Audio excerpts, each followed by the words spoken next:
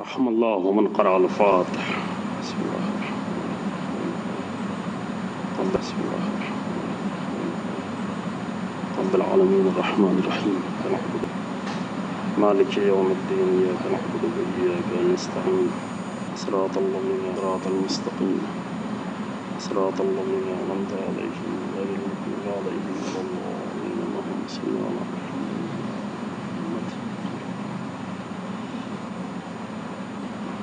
لا حول ولا قوة إلا بالله العلي العظيم. أعوذ بالله من الشيطان اللعين الرجيم. بسم الله الرحمن الرحيم. الحمد لله رب العالمين والصلاة والسلام على سيد الأنبياء والمرسلين خاتم النبيين بالقاسم محمد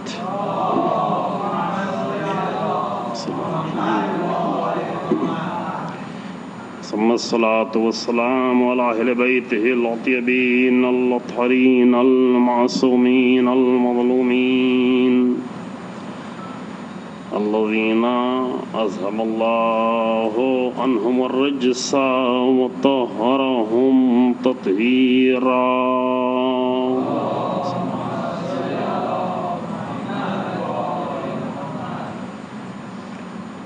ولعنة الدائمة الباقية على أعدائهم أجمعين. أما بعد فقد قال الله تبارك وتعالى في كتابه الله الرحمن أرسلنا رسلنا أنزلنا معهم الكتاب والميزان الناس بالقسط وأنزلنا الحديد فيه بأس شديد ومنافع للناس وليعلم الله من ينصره ورسله بالغيب إن الله قوي عزيز. صلوات على محمد.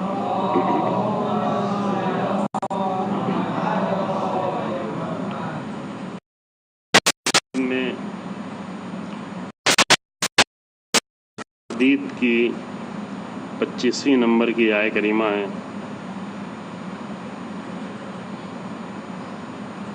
سورہ حدید 27 نمبر کے جز میں حصے میں یہ عظیم سورہ موجود ہے جو تعداد کے لحاظ سے جس کم ہے.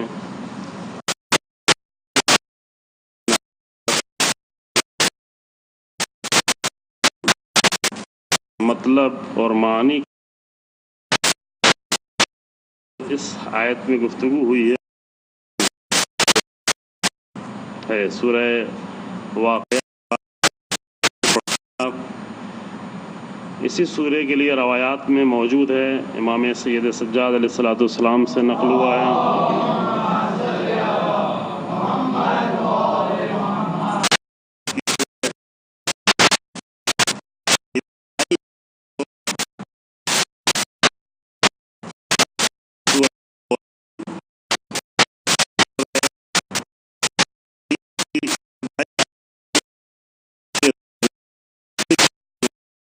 پائیں گے درک کر پائیں گے.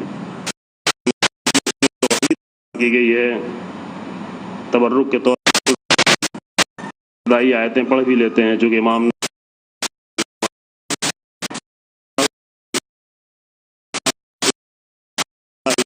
سماواتی و معافی تبرک میں جائیں گے تو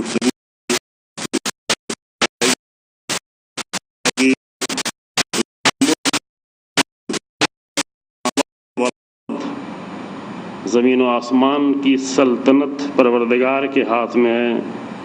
ملک اور ملکوت پروردگار کے ہاتھ میں ہے.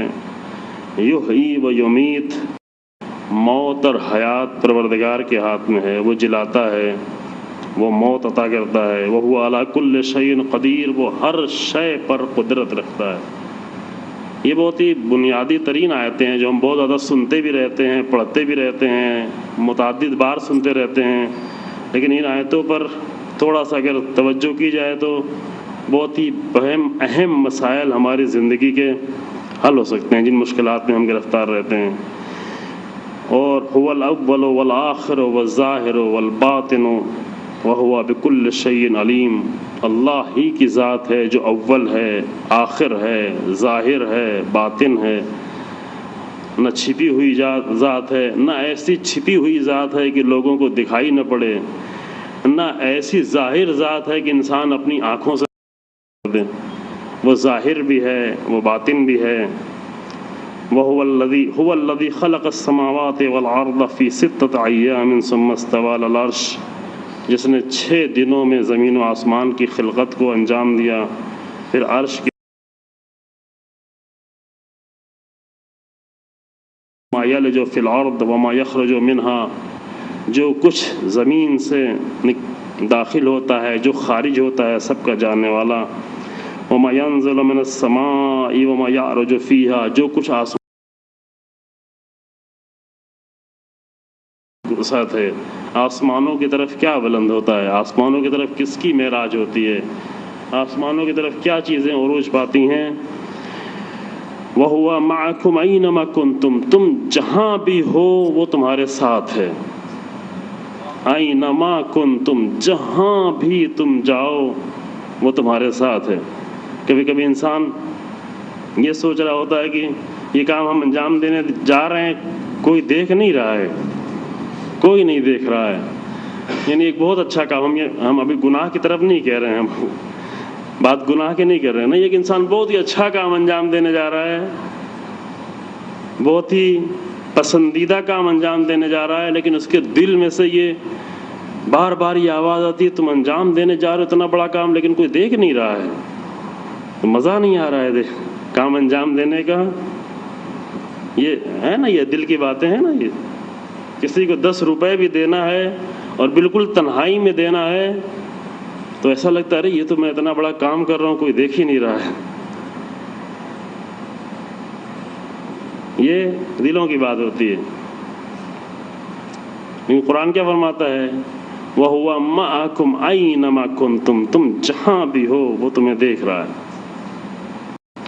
جس وقت انسان یہ سوچتا ہے کہ میں یہ کام تو انجام دے رہا ہوں لیکن کوئی مجھے دیکھ نہیں رہا ہے، اگر وہ متوجہ ہوتا کہ کوئی تو نہیں دیکھ رہا ہے لیکن ایک ذات ہے جو ہمیشہ مجھے دیکھ رہی ہے، تو پھر اسے یہ فکر نہیں ہوتی کہ ایسی جگہ پہ یہ کام انجام دیا ہے کہ لوگ دیکھیں آ کر۔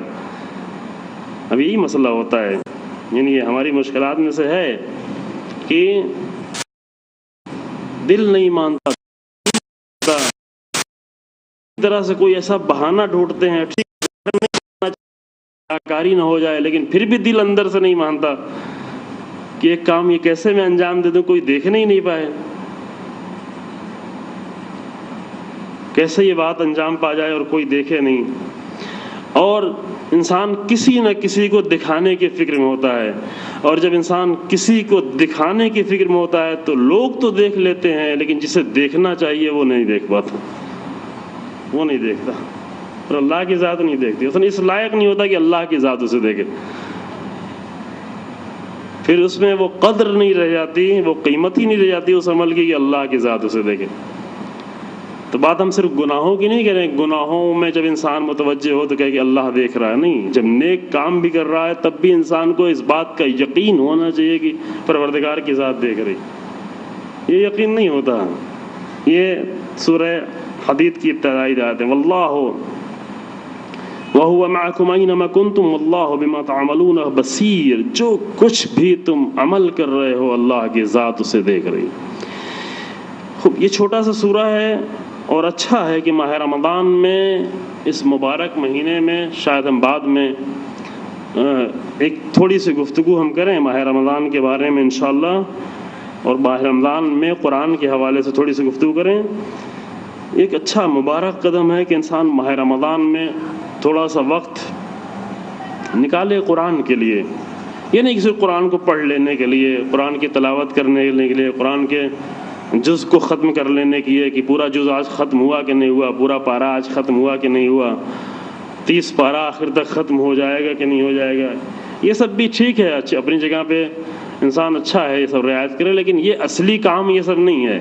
یہ سب در حقیقت مقدمہ ہے، یہ سب در حقیقت ذریعہ ہے اس نورانیت کے لینے کا جو قرآن ہمیں دینا چاہتا ہے، جو قرآن ہمیں عطا کرنا چاہتا ہے، جو ہمارے دلوں کو دینا چاہتا ہے. اور بہترین کام ماہ رمضان میں یہ ہے کہ انسان قرآن سے اپنے آپ کو مانوس کر لے. پتہ نہیں مانوس کے لفظ سے آپ خود آشنا ہیں انشاءاللہ؟ ہے انسیت بولتے ہیں یا نہیں بولتے؟ مانوس ہو جانا، انس پیدا ہو جانا. جیسے انسان کو اپنے بچوں سے انس ہوتا ہے، 2-4 دن کے لیے سفر پہ چلا گیا تو بار بار بچے کی یاد ہوتی ہے، ارے میرا بچہ کام کر رہا ہے، بچے کی یاد آتی ہے، کمپنی میں بیٹھا ہوا ہے، بچے کی یاد آتی ہے، ڈیل کر رہا ہے کچھ، بچے کی یاد آتی ہے. کیوں؟ اس لیے کہ بہت زیادہ مانوس ہو گیا اپنے بچے سے، اپنے فیملی سے بہت زیادہ مانوس ہے. کہیں پر بھی اسے لے جا کر رکھ دیا جائے لیکن اسے بچے کی یاد آتی رہتی ہے، فیملی کی یاد آتی رہتی ہے، ماں باپ کی یاد آتی رہتی ہے. انس کیوں پیدا ہو گیا؟ ساتھ میں رہنے کی وجہ سے. ساتھ میں رہنے کی وجہ سے اتنا انس دونوں کے درمیان میں ہو گیا ہے، یا دو دوست اگر بہت زیادہ ساتھ میں رہ رہے ہیں تو اتنا انس پیدا ہو جاتا ہے اور اتنا مانوس ہو جاتے ہیں کہ جب یہ ایک دوسرے سے جدا ہوتے تو بار بار ان کی یاد آنا شروع ہوتی ہے. تو یہ ماہ مبارک رمضان ایک بہت ہی اچھا مہینہ ہے اس اعتبار سے کہ انسان آئے ماہ مبارک رمضان میں قرآن سے اپنے آپ کو مانوس کر لے، انس پیدا ہو جائے. یعنی دل گھبرائے کبھی کہ آج قرآن کو کوئی مطلب نہیں آ رہا ہے میرے دل میں، ابھی بہت دن ہو گئے قرآن کی کوئی بات نہیں سننے کو ملی. تلاوت کر رہا وہ اپنی جگہ پر ہے، بہت دن ہو گئے اللہ نے کچھ مجھ سے گفتگو نہیں کی، اللہ نے مجھے اس لائق نہیں سمجھا کہ تھوڑا سا میرے سے گفتگو کر لے. یہ اندر سے کڑھن ہو انسان کو، اندر سے انسان کو کیا ہو، احساس ہو، گھٹن کا احساس ہو کہ اگر بہت کئی دن گزر جائیں اور قرآن کوئی مطلب ہمارے دل تک نہ آئے، قرآن کی کوئی نورانیت ہمارے دل تک نہ آئے. یہ کب ہو؟ جب اتنا انس پیدا ہو جائے. حضرت امام سید سجاد علیہ الصلوۃ والسلام ہی کا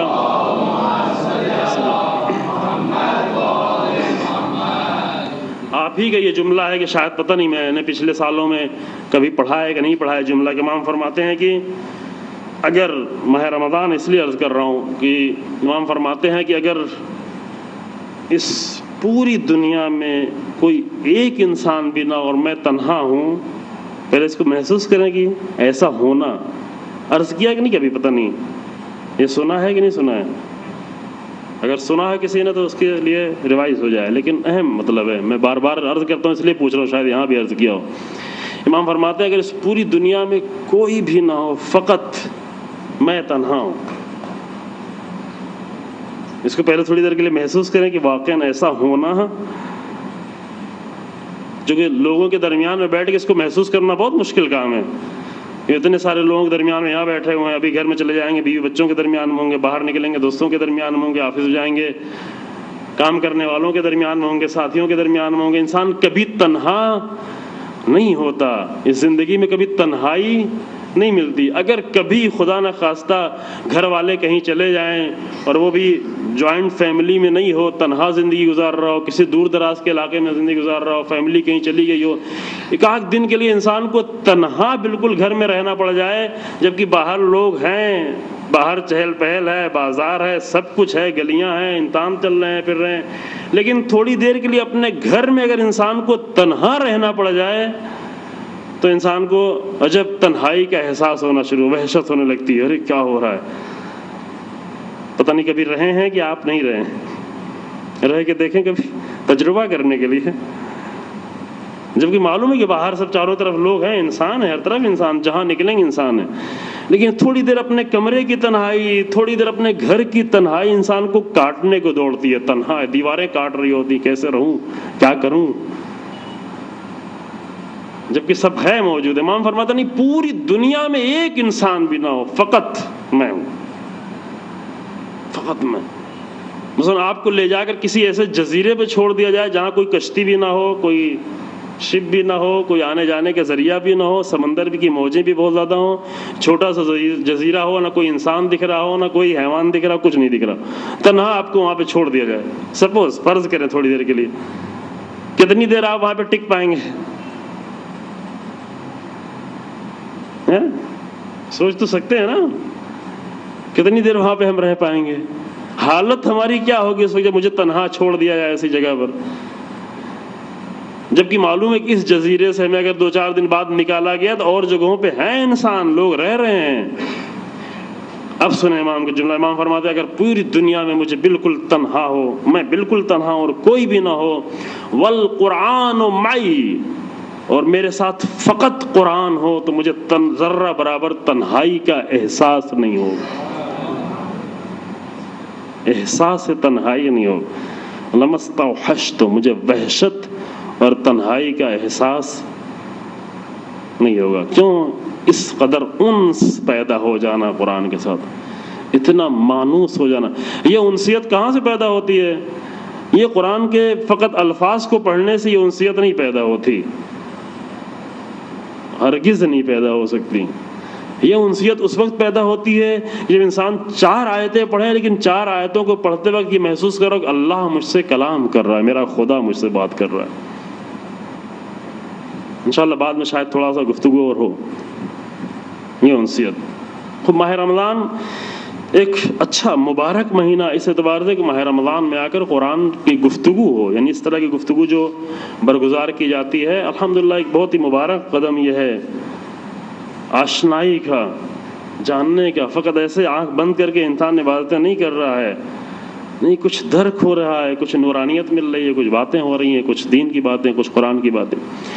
یہ سورہ حدید کی میں نے پہلی 25 نمبر کی آیت پیش کی ہے آپ کے سامنے، اور یہ آیت عظیم آیتوں میں سے ہے جس میں پورے تمام انبیاء کی رسالت اور تمام کتابوں کے نازل ہونے کا اور اللہ کے قانون کے نازل ہونے کا مقصد بیان کیا گیا ہے ایک ساتھ، ایک ہی آیت میں، یعنی ایک بڑا مقصد۔ ابھی ہم اس گفتگو میں نہیں داخل ہوتے کہ مقصد بھی اس کے کئی درجے ہوتے ہیں، ایک پہلا ٹارگٹ ہوتا ہے، اس کے بعد کا ٹارگٹ، اس کے بعد کا ٹارگٹ، اس کے بعد کا مقصد، کئی ہدف ہوتے ہیں، ہدف کے اندر ہدف ہوتے ہیں۔ لیکن ایک بہت ہی بڑا مقصد، ایک بہت ہی بڑا ٹارگٹ بیان کیا جا رہا ہے کہ ہم نے کیوں بھیجا، ہم نے رسولوں کو کیوں بھیجا ہے۔ یہ سوال اچھا، یہ سوال ذہن میں اٹھیں، یہ سوال ذہنوں میں پیدا ہوں تو ایک بہت اچھی بات ہے۔ یہ ہمارے ذہنوں میں سوال پیدا، آخر اللہ نے کیوں انبیاء بھیجے، اتنی زحمتیں انہوں نے اٹھائیں، اتنی تکلیفیں انہوں نے اٹھائیں، کاہے لیے اللہ نے 950 سال تک آ کر پتھر کھاتا رہا اللہ کا نبی، کیوں؟ آخر اے میرے اللہ کیوں بھیج رہا ہے ان لوگوں کو؟ اچھا یہ سوال اٹھے، بری بات نہیں ہے ایسے سوالات۔ 1 سال نہیں، 2 سال نہیں، 4 سال نہیں، 9.5 سال، الف سنہ الا 50، قرآن کہتا ہے 1000 سال اس میں سے 50 کم۔ یہ زندگی کے سال نہیں ہے، زندگی اور بھی لمبی ہے، طولانی ہے جناب نوح کی۔ یہ قرآن کہتا ہے 950 سال ہدایت اور تبلیغ کے، اور ان سالوں میں پتھر مار رہے ہیں، اتنا پتھر کی پتھروں کے نیچے دبتے چلے جا رہے ہیں، کسی کو اٹھا کر آگ میں ڈال دیا جا رہا ہے، کسی کے اوپر آرے چلائے جا رہے ہیں، کیا کیا نہیں ہو رہا ہے انبیاء کے ساتھ۔ تو اللہ کیوں بھیجا ہے ان انبیاء کو؟ کیوں یہ بیچارے اتنی تکلیف آ کر اٹھا رہے ہیں، کیوں اتنی زحمتیں اٹھا رہے ہیں؟ تو دیکھ رہا ہے کہ اتنی زحمتیں اٹھائی ایک نبی نے، پھر دوسرے نبی کو بھیجا، پھر وہ آ کر زحمتیں اٹھائے، پھر وہ آ کر تکلیفیں اٹھائے۔ کوئی نبی ایسا آپ کی نگاہ میں ہے جو بڑے مزے کی زندگی گزار رہا ہو؟ ہے آپ کی نگاہ میں کوئی ایسا نبی؟ کسی ایسے نبی کو بھی دیکھا ہے کہ جو آیا ہے اور ساری چیزیں بالکل بہترین زندگی اس کے لیے سامان فراہم ہے، ہر طرف سے، چاروں طرف سے فرشتوں کی آمد ہے، کوئی جنت کا کھانا لے کے آ رہا ہے تو کوئی جنت کے پانی لے کے آ رہا ہے، کوئی کوثر کا پانی لے کے آ رہا ہے، فرشتے چاروں طرف خدمت کر رہے ہیں، کوئی اٹھا کے ان کو ادھر لے جا رہا ہے، ادھر لے جا رہا ہے۔ ایسا ہوتا رہا ہے انبیاء کے ساتھ، کبھی دیکھا ہے ایسے نبی کے ساتھ؟ ہم ایسے ہی پیش کرنے کی کوشش کرتے کہ انبیاء ایسے رہے ہوں گے، انبیاء ایسے نہیں تھے۔ انبیاء کیا کرتے تھے؟ انبیاء اگر ہدایت بھی کر رہے ہوتے تھے، زندگی کی ساری زحمتوں کو اٹھا رہے ہوتے تھے۔ اس زمانے کے جو بھی کام تھے وہاں پر، اس زمانے کے جو کام تھے وہ سارے کام کر رہے ہوتے تھے، اپنے کام کر رہے ہوتے تھے۔ یہ نہیں کہ ہم تو ہدایت کر لاؤ میرا پیٹ بھرو، تمہاری ذمہ داری ہے مجھے کھانا لا کر دو، میں تو تمہاری ہدایت کر رہا ہوں، تو تم مجھے کھانا لاؤ، تم مجھے پیسہ لاؤ، تم مجھے لا کر میری زندگی کے سامان پورا کرو۔ نہیں، انبیاء ساری ہدایت کا بھی کام کرتے تھے، ہدایت کے ساتھ ساتھ اتنا کام کرتے تھے کہ اپنی زندگی کی ضرورتوں کو بھی پورا کرتے تھے، دسیوں کی اور زندگی کو بھی ضرورتوں کو پورا کرتے، دسیوں نہیں، کبھی کبھی اور بھی زیادہ لوگوں کی ضرورتوں کو پورا کرتے تھے، اپنے ہاتھوں سے کام کرتے تھے، خود اپنے ہاتھوں سے۔ بعض چیزیں آئیں گی انشاءاللہ، کیونکہ جو موضوع رکھا گیا ہے امیر المومنین علیہ الصلوۃ والسلام کی زندگی کے بارے میں،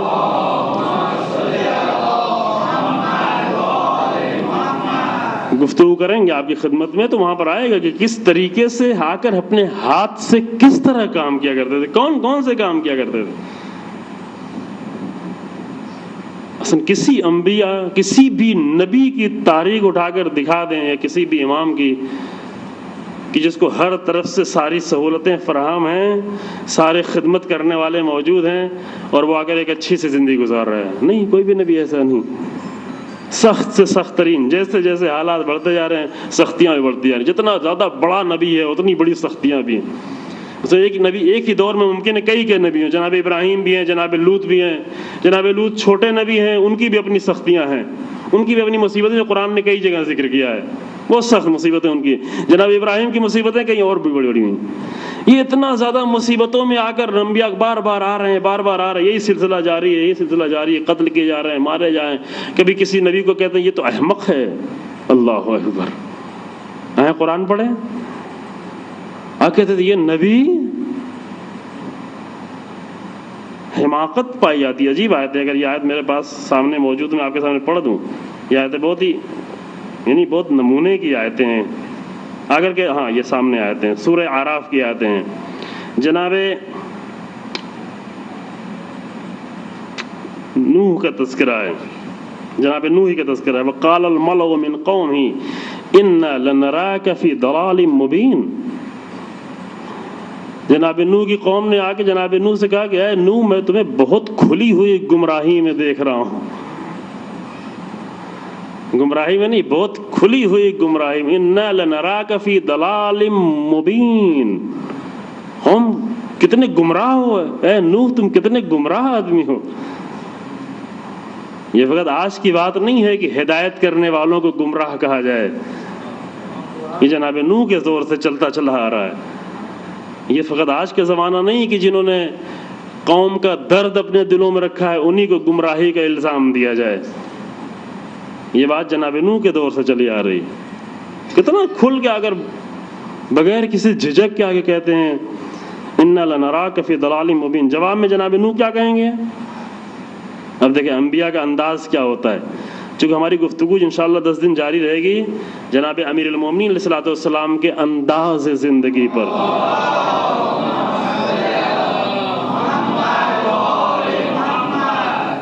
زندگی کے واقعات پر نہیں۔ دو چیزیں ہیں، ایک ہے زندگی کے واقعات، ایک ہے زندگی کی تاریخ، یہ اور مسئلہ ہے، یہ الگ علم ہے، اس کو ہسٹری کہتے ہیں۔ ایک ہے زندگی کا انداز، یہ بہت کم پیش کیا جاتا ہے کہ زندگی کا انداز کیا تھا امیر المومنین کا۔ زندگی کے واقعات ممکن ہے بہت زیادہ پیش کیے جاتے ہوں، لیکن زندگی کا انداز کیا تھا رسول اللہ کا، یہ بہت کم پیش کیا جاتا ہے۔ رسول اللہ کی زندگی کا انداز کیا تھا، امیر المومنین کی زندگی کا انداز کیا تھا، البتہ پورا انداز نہیں، چونکہ بہت مفصل بحث ہے۔ ابھی اس سال توفیق ہوئی 10 دن پہلے عشرے میں، اسی ماہ رمضان کے، بامبے میں امیر المومنین السلام کی سیرت پر گفتگو کرنے کی، کہ وہ انٹرنیٹ پر موجود ہے، اور جو موضوع یہاں پہ رکھا ہے برادران نے بہت ہی بڑا موضوع رکھا ہے۔ میں نے کہا کہ آپ نے اتنا بڑا موضوع رکھا ہے کہ مجھے سال بھر بھی اگر یہاں رکنا پڑے تو یہ موضوع پورا ہونے والا نہیں ہے۔ امیر المومنین از نظر قرآن، امام علی علیہ السلام قرآن کی نگاہ میں، تو یہ سال بھر بھی کوئی آ کر بیان کرے تو پورا موضوع ہونے والا نہیں ہے۔ لہذا اس میں سے ایک حصہ میں آپ کی خدمت میں عرض کروں گا، جو آیت آپ کے سامنے لی، ایک حصہ، اور امیر المومنین کی زندگی کا صرف وہی ایک حصہ، وہ آپ کے سامنے پیش کرنے کی کوشش کروں گا جو نظر آیا۔ لیکن ابھی میں یہ مقدمے کے طور پر عرض کر رہا ہوں کہ انداز کوئی الگ الگ انداز نہیں ہے۔ اگر ہم آ کر امیر المومنین علیہ السلام کی زندگی کا انداز پیش کر رہے ہیں تو ایسا نہیں ہے کہ یہ رسول اللہ کی زندگی کے انداز سے علیحدہ انداز، یہ جناب موسیٰ کی زندگی سے الگ ایک انداز ہے، امیر المومنین کی زندگی کا انداز جناب نوح کی زندگی سے الگ انداز۔ نہیں، یہ انداز ملتے جلتے انداز ہیں. ہاں، زمانے کے حالات کے وقت کے تقاضے الگ الگ تھے، وہ تقاضے بھی بیان ہوں گے انشاءاللہ آپ کی خدمت میں. اس کے اعتبار سے الگ الگ بدلا ہوا تھوڑا نظر آتا ہے، لیکن بدلے ہوئے حالات کی وجہ سے بدلے ہوئے واقعات نظر آتے ہیں. انداز وہی ایک ہی ہے. حالات بدلتے رہتے ہیں، واقعات بھی بدلتے رہتے ہیں، تاریخ بھی بدلتی رہتی ہے.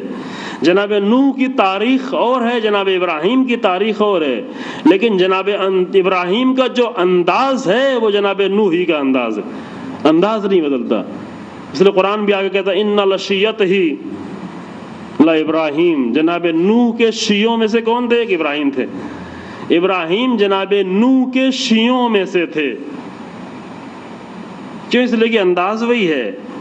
شیعہ ہونا یعنی انداز وہی ہونا. جہاں انداز بدل گیا وہاں شیعہ نہیں رہ گیا. تو جو ہے آپ نے شیعہ یعنی کیا؟ شیعہ کا مطلب اطاعت کرنا نہیں ہے. بعد میں شاید پتہ نہیں فرصت مل پائے گا نہیں کہ میں تفصیل سے گفتگو کر سکوں. شیعہ کا مطلب فقط بات مان لینا نہیں ہے. شیعہ کا مطلب فقط اطاعت کر لینا نہیں ہے. شیعہ کا مطلب فقط محبت کر لینا نہیں ہے، بلکہ شیعہ کا مطلب یہ ہے کہ انداز سے انداز ملا دیا جائے. توجہ فرمائیں، بہت ہی ہے مسئلہ یہ. انداز مل رہا ہو، انداز سمجھ رہے ہیں اچھے طریقے سے نا. طرز زندگی مل رہا ہو، طریقے زندگی مل رہا ہو. اگر انداز سے انداز مل جائے گا تو پھر اِنَّ لَشِيَّتِهِ إِلَىٰ إِبْرَاهِيمَ. جناب نوح کئی ہزار سال پہلے آئے ہیں، لیکن جناب ابراہیم کو قرآن کہتا ہے کہ ابراہیم نوح کے شیعوں میں سے ہیں، کیونکہ نوح کا انداز وہی تھا جو ابراہیم کا انداز ہے. بس شیعہ ہیں. شیعہ ہونے کے لیے ضروری نہیں کہ امیر المومنین اسلام کے زمانے میں ہو تبھی بہت بڑا شیعہ ہے، تبھی سلمان ہے، تبھی ابو ذر ہے. نہیں، 1400 سال گزرنے کے بعد بھی اگر انداز آ کر انداز سے مل جائے تو آج بھی سلمان پیدا ہو سکتا ہے. مسئلہ انداز کے ملنے کا ہے. انداز کیا ہوتا تھا انبیاء کا؟ دیکھیں انداز یہ نمونہ میں بیان کر رہا تھا، بعد میں گفتگو آئے گی. انداز کیا ہے انبیاء کا؟ اگر جناب نوح جیسے نبی سے قوم کہہ رہی ہے کہ ان لنراک فی ضلال مبین، اے نوح میں تمہیں کھلی ہوئی گمراہی میں دیکھ رہا ہوں. جناب نوح کا انداز کیا ہے؟ لڑ رہے ہیں، جھگڑ رہے ہیں، تم بدتمیز ہو، تم اللہ کے اتنے بڑے نبی سے یہ گستاخی کر رہے ہو، آؤ اسے مارو.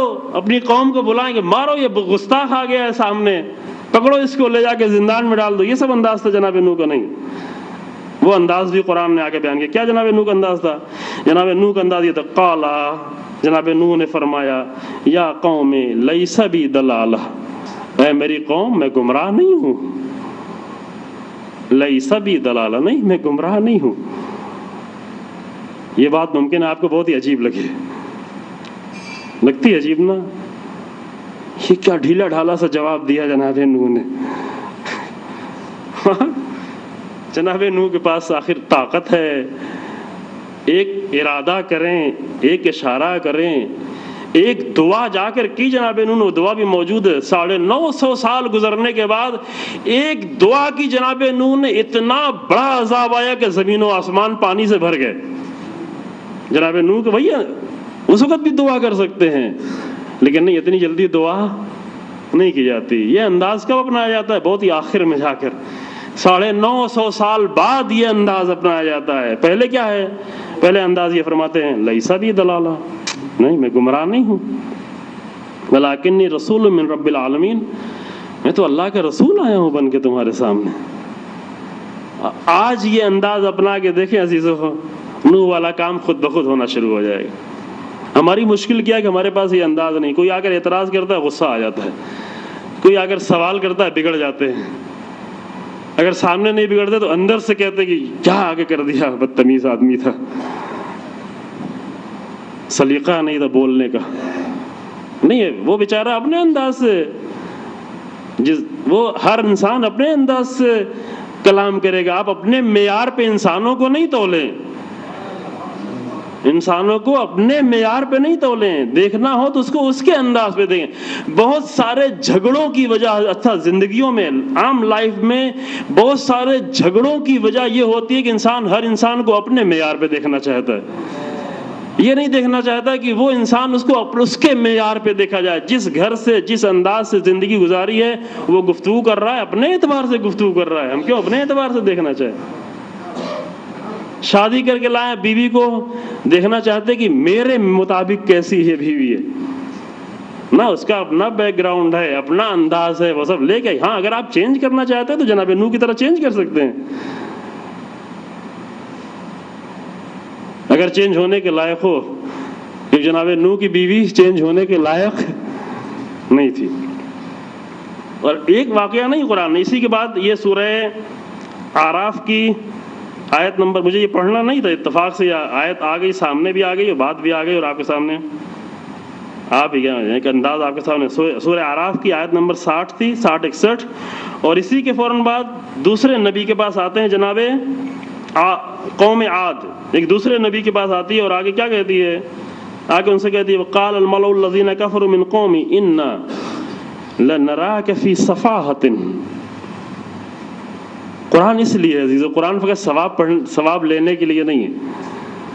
قرآن پڑھ کے ثواب کی گٹھری بڑھاتے چلے جائیں فقط اس لیے نہیں ہے, ٹھیک ہے وہ بھی ملے گا, اس میں کوئی مشکل نہیں ہے, لیکن قرآن اس انداز کے لیے, قرآن سے انداز لینا ہے. قرآن سے انداز لے لیا جائے تو زندگی اتنی حسین, اتنی خوبصورت ہو جاتی ہے کہ آج 1400 سال بعد یہ موضوع رکھا جاتا ہے کہ امیر المومنین کی زندگی کے بارے میں گفتگو کی جائے. کیوں کی جائے؟ اس لیے کہ انداز قرآن سے لیا ہوا ہے, انداز قرآن سے ملتا جلتا ہے, پوری زندگی کا انداز قرآن سے ملتا ہے. کیا کہا نبی نے؟ نبی سے وہاں تو کہا تھا کہ آپ کو گمراہی میں پا رہے ہیں, یہاں نبی سے قوم آگے کیا کہتی ہے, کہتے انا لنراک فی صفاحۃ. آپ کو ہم بڑے احمق, آپ مجھے بہت ہی احمق لگتے ہیں. صفی سمجھتے کہتے ہیں نا, صفی یعنی احمق. نبی سے آگے کہہ رہے ہیں کہ بہت ہی احمق لگتے ہیں.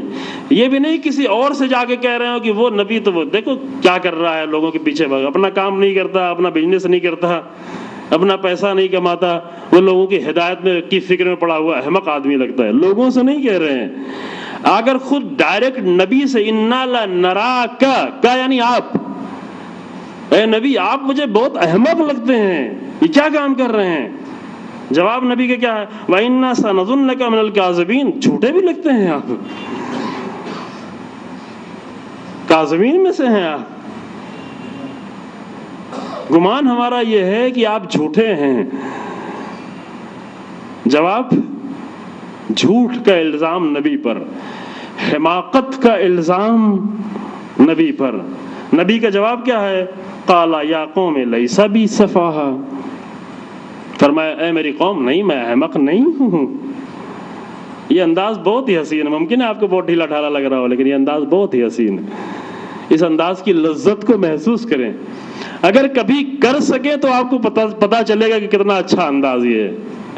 کر سکنا تھوڑا مشکل ہے, لیکن کبھی تجربہ کر کے دیکھیں, فوراً اسی لمحے آپ کو احساس ہونے لگے کتنا اچھا انداز تھا یہ نبی والا انداز. کوئی آ کر گالیاں دے رہا ہے, کوئی آ کر بدتمیزی کر رہا ہے, کوئی آ کر الزام رکھ رہا ہے کہ تم گمراہ لوگ ہو, تم ایسے ہو, تم ویسے ہو, تم فلاں ہو.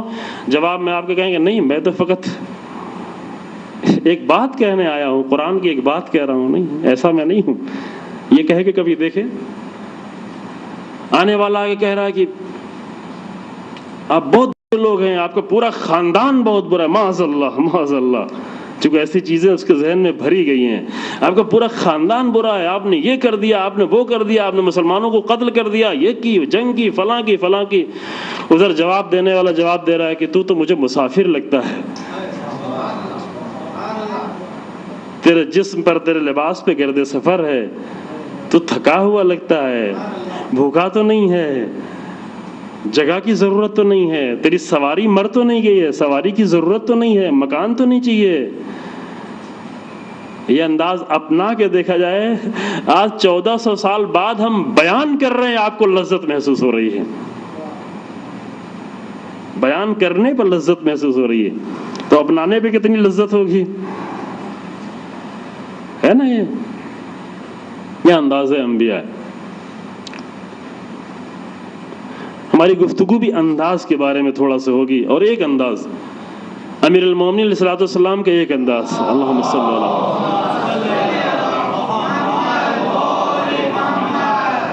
وہ انداز کیا؟ پوری زندگی میں عدالت بہت ہی خوبصورت کلمہ ہے، اور عدالت کے نام پر بہت دھوکہ دیا گیا ہے دنیا میں، ابھی بھی دھوکہ دیا جا رہا ہے عدالت کے نام پہ۔ عدالت کے نام پر یونائٹڈ نیشن بنی، لیکن فقط دھوکہ دینے کے لیے، لوگوں کے ظلم کو چھپانے کے لیے ہے، بنی صرف اس لیے ہے تاکہ ظلم کو چھپایا جائے، ظلم کے اوپر عدالت کا پردہ ڈال دیا جائے۔ یہ عدالت بہت ہی، کیوں اس لفظ کو استعمال کیا جاتا ہے؟ اس لیے کہ بہت ہی حسین لفظ ہے، اور عزیزو امیر المومنین علیہ الصلوۃ والسلام کی ڈکشنری میں عدالت سے زیادہ خوبصورت لفظ کوئی نہیں تھا۔ بعد میں گفتگو آئے گی، آپ کے سامنے پیش کی جائے گی، آپ محسوس کریں گے کہ امیر المومنین کی زندگی میں عدالت کیا لفظ ہے۔ عدالت یعنی کورٹ نہیں ابھی، چونکہ یہاں اردو میں عدالت کہتے ہیں یعنی کورٹ کو، عدل سے بنا ہوا ہے عدالت۔ عدل کا کلمہ امیر المومنین کی زندگی میں سب سے زیادہ حسین کلمہ، اور پوری زندگی کو عدل کے معیار پر جب آ کر امیر المومنین کی دیکھے کہ میں ان 10 دنوں میں شاید یہ پیش کرنے کی کوشش کر سکوں اپنے ناقص علم کے ساتھ اور بہت ہی محدود علم کے ساتھ جو اپنے بزرگوں سے اور کتابوں سے استفادہ کیا ہے۔ آیت بھی آپ کے سامنے جو پیش کی، میں فقط آج کے دن ترجمہ کر کے اور جلدی گفتگو تمام کر دوں، پہلے ہی دن اتنی لمبی گفتگو نہ ہو جائے گی، کل سے آپ پریشان ہونے لگیں گی، اتنی لمبی تو گفتگو ماہ رمضان میں روزے کے وقت 11 بجے رات میں بہت مناسب بھی نہیں ہے البتہ، لیکن مجبوری ہے، کوئی اور وقت بھی آپ کے پاس نہیں ہے، یہ مجبوری کے وقت میں، مجبوری کی وجہ سے آپ کو 11:45 بجے رات میں ابھی گفتگو سنائی جا رہی ہے، جبکہ مناسب نہیں تھا بہت زیادہ۔ آیت جو آپ کے سامنے پیش کی وہی ہے، وہ سوال اپنے ذہن میں آپ کے رہے کہ جا کر پوچھ رہے، اے میرے اللہ یہ بتا کہ تو نے کیوں اتنے سارے انبیاء اتنی زحمتوں کے لیے بھیجے؟ زحمت اٹھاتے جا رہے تھے، تو بھیجتا چلا جا رہا ہے، اب تو رک جا، اتنا تجربہ کر لیا، نوح کا تجربہ، ابراہیم کا تجربہ، کیا کچھ نہیں ہوا انبیاء کے ساتھ؟ پھر بھی نبی پہ نبی، لقد ارسلنا رسلنا وترا، ایک کے بعد دوسرا، ایک کے بعد دوسرا، ایک کے بعد دوسرا، رک ہی نہیں رہا ہے سلسلہ۔ یہ سوال اللہ سے ہی ہم سوال کر رہے ہیں، جواب اللہ کیا دے رہا ہے؟ اللہ کا جواب یہ ہے، سورہ حدید، یہ آیت جو میں نے آپ کے سامنے پڑھی، سورہ حدید آیت نمبر 25، فرمایا وَلَقَدْ أَرْسَلْنَا رُسُلَنَا بِالْبَيِّنَاتِ، ہم نے اپنے رسولوں کو بھیجا، رسول یعنی ایک رسول، رسول یعنی تمام انبیاء، اپنے رسولوں کو ہم نے بھیجا ہے بینات کے ساتھ، محکم دلیلوں کے ساتھ، مضبوط معجزوں کے ساتھ۔ بینات میں ساری چیزیں پوشیدہ ہیں۔ وَأَنزَلْنَا مَعَهُمُ الْكِتَابَ وَالْمِيزَانَ، اور تنہا نہیں بھیجا ہے انبیاء کو، ان کے ساتھ کتاب بھیجی ہے، میزان بھیجا ہے۔ میزان یعنی کیا؟ میزان یعنی ایک ایسا عادلانہ، عدل کا لفظ یاد رہے آپ کے ذہن میں، عدل کے لفظ سے بہت ابھی کام آئے گا۔ میزان ایک ایسا قانون کی جو کاملاً عدل کے مطابق ہے، عادلانہ قانون جس میں کہیں ذرہ برابر کجی نہیں ہے، جہاں افراط اور تفریط نہیں ہے، جو اگر افراط اور تفریط ہو جائے تو میزان نہیں رہ جائے گا۔ میزان یعنی جو بالکل بیلنس میں ہو، جس کے وزن میں کہیں وزن سے بنا ہوا ہے میزان، جس کا وزن کہیں اوپر نیچے ہونے والا نہیں ہو۔ نبی بھی بھیجا، نبی کے ساتھ کتاب بھی بھیجی، کتاب کے ساتھ ساتھ ایک عادلانہ قانون بھی بھیجا، مسلسل اللہ بھیجتا رہا۔ کیوں یہ سب بھیجتا رہا میرے پروردگار؟ کیوں اتنی زحمتیں انبیاء اٹھا رہے ہیں؟ کیوں یہ سب کچھ ہو رہا ہے؟ لِيَقُومَ النَّاسُ بِالْقِسْطِ، کیوں؟ اس لیے کہ اگر انبیاء عدل کو قائم کریں، نہیں اس لیے نہیں۔ ہمارے ذہن میں عام طور سے یہ ہے کہ نبی آئے تاکہ نبی آ کر ساری زحمتیں کریں، وہ عدل کو قائم کریں، ان کو آ کر نبی بنا کے بھیجے گئے، کس لیے بھیجے گئے؟ آئیں وہ عدل کو قائم کریں، لوگوں کو عدل دلائیں، لوگوں کو انصاف دلائیں، ہمیں بھی آ کر انصاف دلائیں، ہماری مشکل کو حل کریں۔ نہیں، یہ قرآن نہیں کہہ رہا، بلکہ کیا کہہ رہا ہے؟ انبیاء کو بھیجا گیا ہے تاکہ وہ آ کر اپنے کتاب اور اپنے قانون کے ذریعے سے ایسی تربیت کریں کہ لیقوم الناس بالقسط، تاکہ لوگ عدل کے لیے اٹھ کھڑے ہوں۔ بہت فرق ہے، بہت فرق ہے دونوں میں۔ یہ کہ نبی آ کر سارا عدل قائم کرے، یا کہ امام زمان آئیں گے وہ سارا عدل قائم کریں گے۔ ہمارے ذہنوں میں یہ، اللہم صلی علی محمد، ہمارے ذہنوں میں یہ ہے کہ جو ظلم ہو رہا ہے ہونے دو۔ ایک ٹیم تو، ایک گروہ تو ایسا تھا جو کہتا تھا اور ظلم کرو، اور ظلم کرو تاکہ امام جلدی آئے۔ ایسے بھی گروہ لوگ گزر گئے ہیں۔ ان سے ملتی جلتی کچھ تصویریں ہمارے یہاں ابھی بھی موجود ہیں، اتنی تو زیادہ نہیں لیکن تھوڑا ملتی جلتی تصویریں۔ اور ہم لوگ کیا ہے کہ نہیں، ہم خاموش بیٹھے، سارا کام آ کر امام کریں گے۔ اگر سارا کام امام ہی کو کرنا تھا تو یہ امام 1200 سال پہلے بھی کر سکتے تھے۔ توجہ فرمائیں، امام کو غیبت میں جانے کی ضرورت نہیں تھی۔ ایسا نہیں کہ 1200 سال پہلے امام کے پاس طاقت کم تھی معاذ اللہ، اور اب امام آئیں گے تو بہت بڑی طاقت لے کے آئیں گے۔ پہلے اللہ نے طاقت کو محدود کر رکھا تھا چونکہ 5 سال کے تھے، اور اب آئیں گے چونکہ مثلا ابھی 1200 سال کے ہو گئے ہیں تو اب طاقت زیادہ ہے امام کے پاس۔ نہیں معاذ اللہ، ایسا نہیں ہے۔ امامت میں 5 سال اور 12 سال میں کوئی فرق نہیں ہوا کرتا۔ دلیلیں موجود ہیں ہمارے پاس، دلیلیں نہیں، زندگیاں موجود ہیں کہ 63 سال کے امام علی ہوں تو بھی امام ہے اسی طریقے سے جس طریقے سے 7 سال کے امام محمد تقی علیہ السلام امام ہوں، امام ہیں۔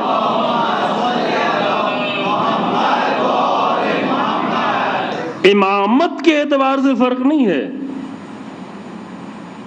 تو اے میرے اللہ، وہ ساری قوتیں، وہ سب چیزیں ہیں، 12 سال تک انتظار کیوں کریں؟ 12 سال تک اتنا ظلم کیوں ہوں؟ اتنا آخر دیکھ تو رہے نا سیریا میں ابھی کیا ہو رہا ہے۔ اے اللہ، یہ سب کیوں ہو رہا ہے؟ کیوں اتنی دیر تک انتظار کریں؟ یہ کام پہلے ہی کر دے۔ کیوں پہلے نہیں ہو جا رہا یہ سارا کام؟ سوالات تو ذہن میں اٹھنا چاہیے یا نہیں اٹھنا چاہیے؟ سوال اٹھنے میں کوئی حرج نہیں ہے۔ ایک اعلان بھی میں عرض کرتا چلوں پہلے سے کہ اگر آپ کے ذہنوں میں اس گفتگو کے سلسلے میں کوئی سوال ہوتا ہے تو حتماً اسے پوچھ لیں، چونکہ بہرحال وقت کی محدودیت ہوتی ہے، موضوع بہت سارے ہوتے ہیں، بعض چیزیں واضح نہیں ہو پاتی، بعض چیزیں بعض لوگوں کے لیے واضح ہوتی لیکن دوسروں کے لیے ممکن ہے واضح نہ ہو۔ تو حتماً آپ کے ذہن میں جو سوال ہو اسے پوچھ لیں۔ پرسنل طور پہ ہوگا تو وہیں پر جواب دیا جائے گا، سب کے لیے مفید ہوگا تو مجلس میں جواب دے دیا جائے گا، جواب نہیں آ رہا ہوگا تو کسی اور سے کوشش کی جائے گی استفادہ کرنے کی، لیکن پوچھیں، سوال پھر بھی پوچھیں۔ اگر آپ کو اس بات کا یقین بھی ہو کہ مجھے اس کا جواب نہیں آتا تب بھی پوچھیں، کیونکہ ممکن ہم جواب نہ دے پائیں لیکن ہمارے علم میں آپ کے سوال کے ذریعے سے اضافہ ہو جائے۔ کوئی مشکل نہیں۔ کبھی لوگ یہ شرما کے نہیں پوچھتے کہ پتہ نہیں مولانا کو نہیں آتا ہوگا تو مولانا شرمندہ ہو جائیں گے۔ نہیں، شرمندہ بالکل نہیں ہوں گے، بلکہ آپ کے سوال سے میرے علم میں ایک اضافہ ہو جائے گا۔ زیادہ سوالات اگر پوچھنے میں مشکل ہو تو لکھ کے بھی دے سکتے ہیں۔ خواتین اگر سنیں بعد میں یہ اگر پچھلے سال کے طریقے سے نشر و پروگرام تو وہ بھی سوالات اگر ان کے ہوں تو سوالات دیں۔ خب سوال تو اٹھنا چاہیے نا کہ آخر اتنے سال تک امام کو کیوں رکھے ہوئے ہیں؟ امام بھی بے چین، امام بھی تڑپ رہا ہے، امت بھی ادھر تڑپ رہی ہے، پھر امام کیوں نہیں آ رہا ہے؟ مشکل کیا ہے؟ مشکل یہ ہے کہ قرآن کی یہ آیت ابھی اس کا مصداق ابھی نہیں مل پایا ہے۔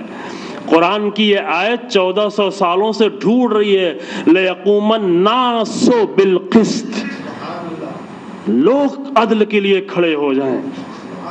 لوگ اگر عدل کے لیے کھڑے ہو جاتے ہیں تو امام آج آنے کے لیے تیار ہے، اللہ بھی آج بھیجنے کے لیے تیار ہے، اللہ آج بھیجنے کے لیے تیار ہے۔ ابھی ہم امام سے کہتے ہیں امام آ جائیں، جلدی آ جائیں، جلدی آ جائیں۔ ابھی اللہ سے بھی نہیں کہتے اللہ امام کو بھیج دیں۔ کچھ دعائیں ہم لوگوں نے ایسی رکھی جہاں پہ ڈائریکٹ امام سے کہتے ہیں، تھوڑا سا اس میں اگر تبدیلی آ جائے تو اور حسین ہو جائے، خوبصورت ہو جائے۔ بعض جگہوں پہ دیکھا الحمدللہ یہ ہم کہتے ہیں اجل اللہ ظہوری، امام آپ جلدی سے آ جائیں، امام آپ جلدی سے آئیں، جلدی سے آئیں۔ لیکن اگر اسی جملے کو تھوڑا تبدیل کر اجل اللہ ظہورک، اللہ آپ کے ظہور میں جلدی کرے، دعا وہ بھی ہے، دعا یہ بھی ہے، کیونکہ یہ معصوم کی دعا نہیں، اس لیے میں کہہ رہا ہوں کیونکہ معصوم کی دعا میں تبدیلی کا کسی کو حق نہیں ہے۔ معصوم کی دعا خوبصورت ترین بہترین دعا ہے، لیکن چونکہ یہ دعا بہرحال علماء نے قرار دی امام کو یاد کرنے کے لیے، اور احتمالاً یہ ہندوستانی میں یہ دعا بنائی گئی ہے اور غالباً بمبئی میں یہ دعا شروع کی گئی ہے. شاید جو یہاں پہ بزرگ لوگ ہیں ان کو معلوم ہوگا کہ کچھ یہ 27-28 سالوں کے پہلے سے یہ دعا، اس کے پہلے شاید آپ لوگ دعا یہ نہیں پڑھتے رہے ہوں، لیکن خوب ہے دعا. اچھا ہے امام کے لیے دعا کرنا، بہت اچھی چیز ہے. جتنا اچھا ہے کہ امام کے لیے دعا کی جائے، چونکہ یہ خود ایک امام کے لیے دعا کرنا یہ خود اس بات کی دلیل ہے کہ یہ انسان اس دنیا سے راضی نہیں ہے، تبدیل کرنا چاہتا ہے، بہتر چاہتا ہے دنیا. تو اجل اللہ ظہورک، اے میرے اللہ امام کے ظہور میں جلدی کر دے. یہ حالت دیکھی نہیں جاتی، واقعا نہیں دیکھی جاتی. ہم اپنے گھر میں بیٹھے رہیں تو مسئلہ نہیں ہے، سب کچھ دیکھا جاتا ہے، لیکن اگر ابھی اسی نگاہ سے پوری دنیا کو اٹھا کر دیکھنا شروع کر دو، یہ حالت دیکھی نہیں جاتی. یہ بہت دردناک حالت ہے. عراق کی حالت دردناک ہے، سیریا کی حالت دردناک ہے، لبنان کی حالت دردناک ہے، پاکستان کی حالت دردناک. اس طرح بے گناہ انسانوں کو اگر مسجد میں قتل کر دیا جائے، نماز پڑھتے ہوئے، مجلسوں میں شرکت کرتے ہوئے، دعائیں کرتے ہوئے، گریہ کرتے ہوئے، ماتم کرتے ہوئے، عبادتیں کرتے ہوئے اگر انسانوں کو اگر بلاسٹ اڑا دیا جائے، دردناک ہے. یہ دردناک ہے. امام زمان کے لیے دعا کرنا ایک عظیم عمل. لیکن یہ سوال اپنی جگہ پر ہے کہ اتنی دیر کیوں ہے؟ کتنا وقت رہ گیا؟ میں ایک مطلب بیان کر سکتا ہوں کہ نہیں معلوم. گھڑی نہ میں لے آیا ہوں. اللہم صلی علی محمد و آل محمد. ایک مطلب معذرت کے ساتھ ایک مطلب بیان کرتا ہوں، گفتگو تمام کرتا ہوں. دیکھیں 3 چیزیں چاہیے ایک صحیح نظام آنے کے لیے. چونکہ نظام سسٹم کے بغیر انسان حیوانوں جیسی زندگی گزارنا شروع کر دیتا ہے. ممکن ہے ساتھ ہو، لیکن زندگی اس کی حیوانوں جیسی زندگی ہو جاتی ہے. حتیٰ ایک چھوٹے سے گھر میں بھی اگر ایک صحیح نظام اور صحیح سسٹم نہیں چل رہا ہے تو ان کی زندگیاں بھی حیوانوں جیسی زندگی ہو جاتی. ایک دوسرے کے اوپر دوڑ رہے ہوتے ہیں، ایک دوسرے کو کاٹ رہے ہوتے ہیں، ایک دوسرے پر الزام لگا رہے ہوتے ہیں، ایک دوسرے کو تباہ کر رہے ہوتے ہیں، ایک دوسرے کے بارے میں حتیٰ حیوانوں سے بدتر زندگی ہو جاتی ہے. چونکہ حیوان کم سے کم اپنی فیملی کا خیال رکھتا ہے، لیکن انسان اس سے بھی آگے بڑھ جاتا ہے. کب ایسا ہوتا ہے؟ اگر نظام نہیں ہو، سسٹم نہیں ہو. گھر میں بھی کوئی سسٹم اگر نہیں ہو، پھر پوری انسانیت کے لیے ایک سسٹم چاہیے. کون سا سسٹم چاہیے؟ ایک ایسا سسٹم چاہیے جہاں ہر انسان کے ساتھ کیا ہو رہا ہو؟ صرف ایک کام ہو رہا. ہر انسان کو اس حیثیت سے دیکھا جائے جیسا وہ ہے، جہاں پر وہ ہے، جس لائق وہ ہے. اور اسی کو کہتے ہیں عدل. ہر ایک کو اس کی جگہ پر دیکھنا، ہر چیز کو اس کی جگہ پر دیکھنا. ایک عدل کا نظام چاہیے، عدل کا نظام چاہیے. درندے، وحشت ناک درندے آ کر پوری دنیا کے حاکم بن جائیں، یہ ظلم ہے، واقعا ظلم ہے. کہ جو ہزاروں انسانوں کو قتل کر دینا، اس پر سائن کر دینا کہ جاؤ حملہ کر کے اٹیک کر کے لاکھوں انسان مار دیے جائیں، ان کو کوئی فرق نہیں پڑتا، ایسے درندے آئیں دنیا کے حاکم بن جائیں، یہ ظلم ہے. یہ پوری انسانیت کے لیے ظلم ہے. تو کیسا نظام چاہیے؟ ایک ایسا نظام چاہیے جہاں پر عدل ہو. عدل میں کتنا حسن ہے میں ابھی نہیں بیان کر پاؤں گا، جو واقعا فرصت نہیں ہے. لیکن یہ عدل کا نظام کیسے پیدا ہوتا ہے اسے غور سے سن لیں، گفتگو تمام کر. تو کیسے عدل کا نظام پیدا ہوتا ہے؟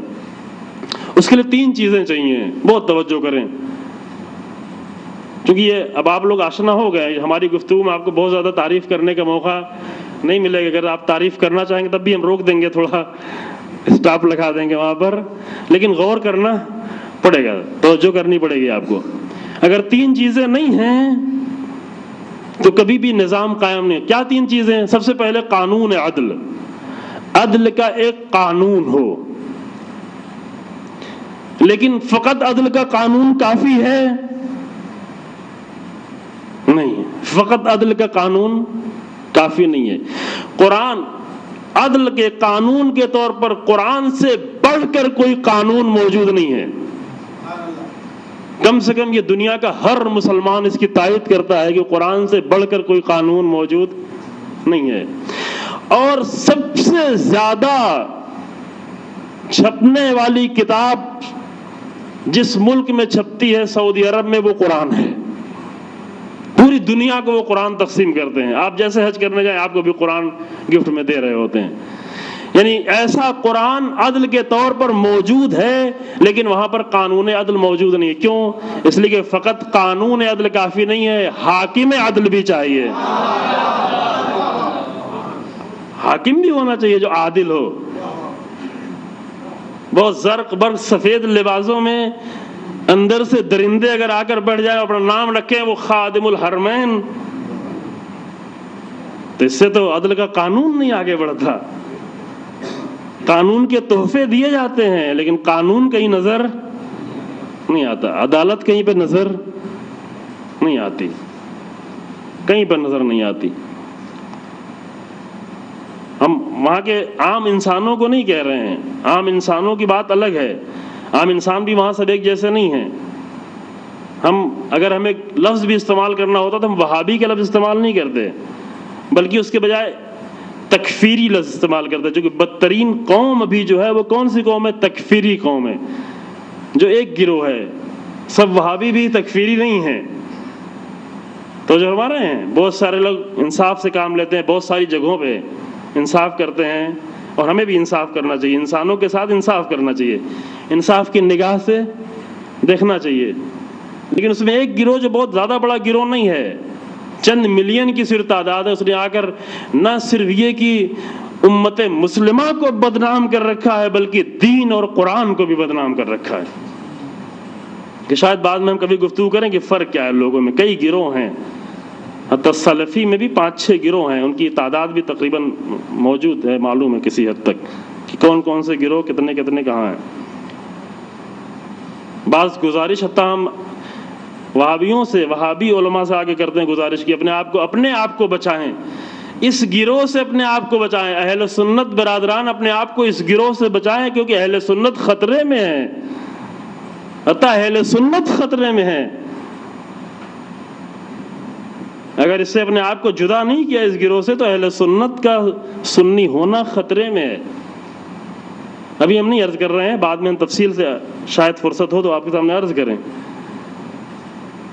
تو کیا ہوا؟ اگر قانون عدل، قرآن جیسا قانون عدل موجود ہو، لیکن اگر حاکم عادل موجود نہیں ہو تو بھی وہ نظام نہیں آ پائے گا، وہ سسٹم نہیں آ پائے گا.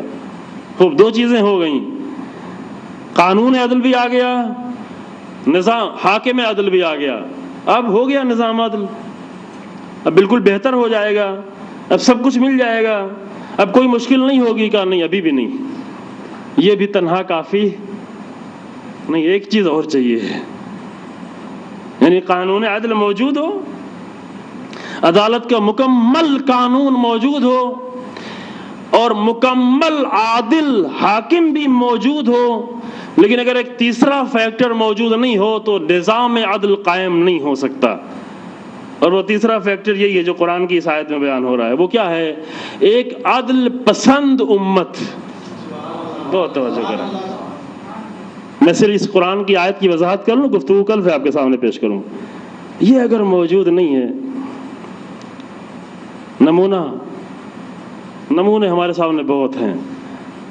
ٹھیک ہے، ایسے حاکم عدل کا نمونہ آپ بتائیں، ائمہ سے بڑھ کر کوئی عدل کا حاکم ہے؟ عادل حاکم؟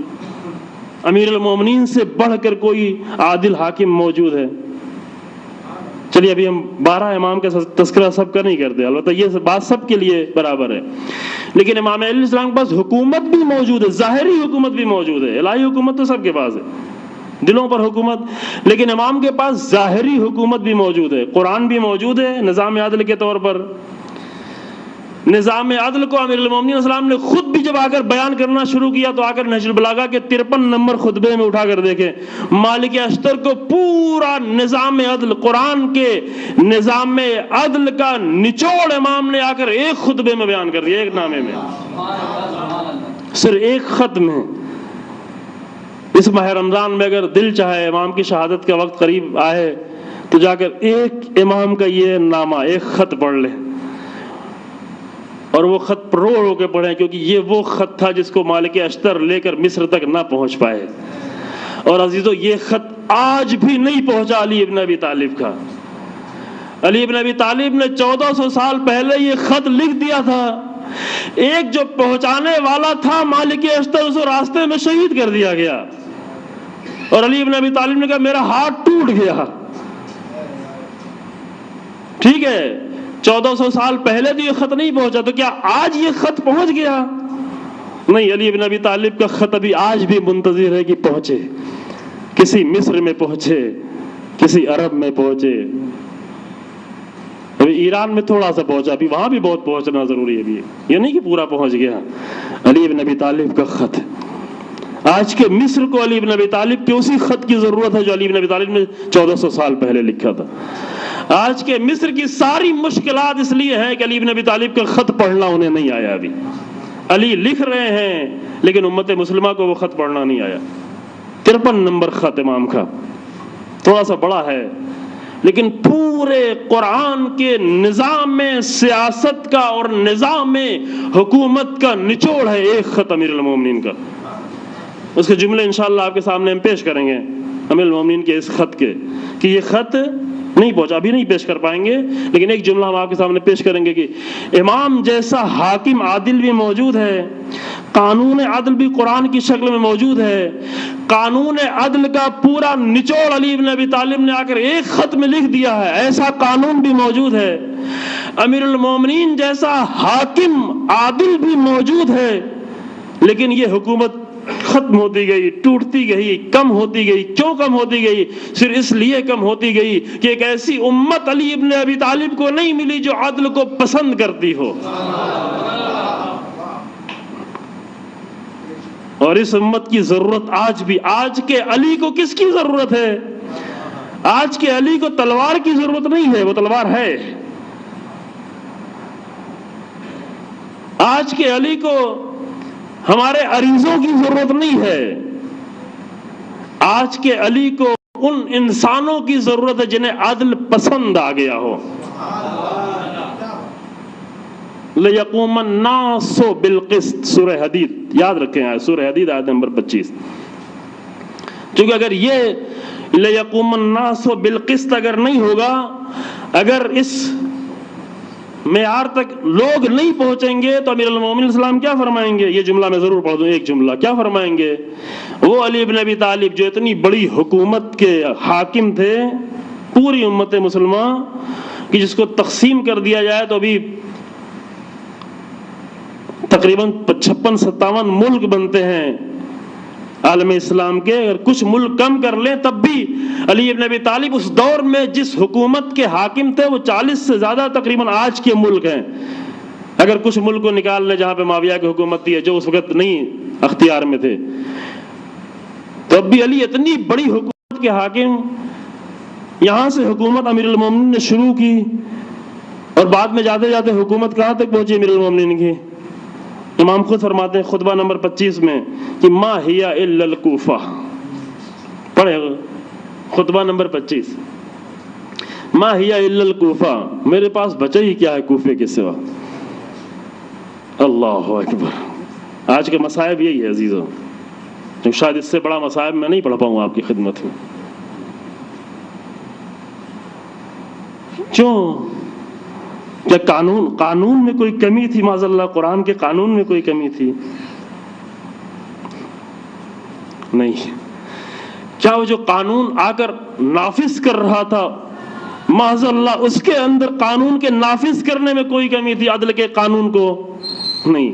یہ تو ایک کرسچن بھی جانتا ہے کہ علی بن ابی طالب کی زندگی کو پڑھنے کے بعد، انداز دیکھنے کے بعد، کرسچن نے اگر انداز دیکھا واقعا، ابھی ہم انداز نہیں دیکھ پائے ہیں، امیر المومنین کی زندگی کا انداز دیکھنے کے بعد جارج جرداق کرسچن رائٹر آگے کہتا ہے کہ قتل علی فی محرابہ لشدت عدلہ، علی ابن ابی طالب اپنے محراب میں اس لیے شہید کر دیے گئے کیونکہ علی کا عدل بہت ہی بلند تھا، بہت ہی شدید تھا، عدل کی بنیاد۔ تو علی کے عدل میں کمی معاذ اللہ کوئی کمی نہ، قانون میں ذرہ برابر کی کمی ہے نہ حاکم میں ذرہ برابر کی کمی ہے، تو پھر اس حاکم کے پاس قانون ہوتے ہوئے یہ کیوں فریاد بلند کر رہا ہے کہ ما ہی الا الکوفہ، میرے پاس کوفے کے سوا بچا ہی کیا ہے؟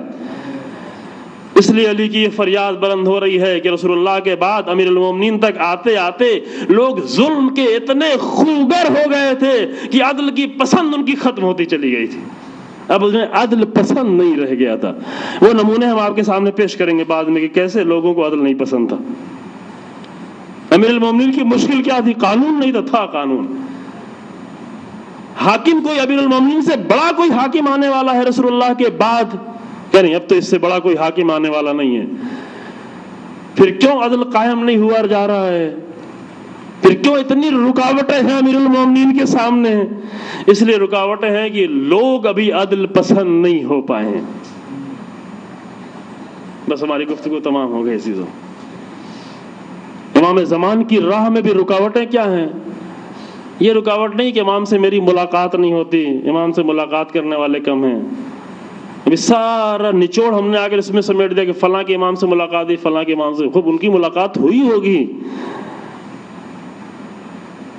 اچھا ہے ہوئی ہوگی. امام کی بہت سارے لوگوں سے ملاقات ہوئی ہوگی، شاید آپ میں سے بھی کسی کی ملاقات ہوئی ہو.